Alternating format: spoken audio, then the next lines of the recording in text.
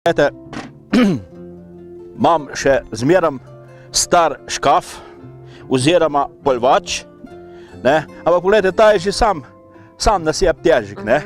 Tole je pa lahko, pa lušn, pa lahko bolj učistiš, pa spucaš, ali umiješ, ali kakorkoli, kakor pa les, ampak imamo ga še pa vedno za spomen. Pranje je natančna faza. Tudi peclje odstranjuje, ker ti vsebujejo tanin, ta pa za pijačo ni dober. Ko so hruške temeljito oprane in očiščene, romajo v mlin, sledi mletje.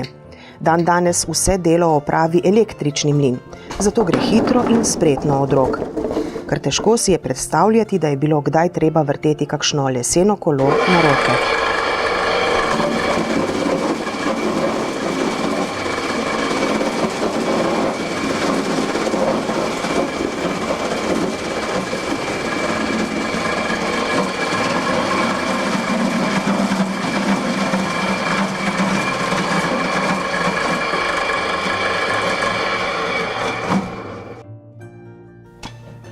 Evo, to smo zdaj zmleli hruške naše. Pa v redu? Fino sočne? Ne skuminajo? Ne. Tako zelo?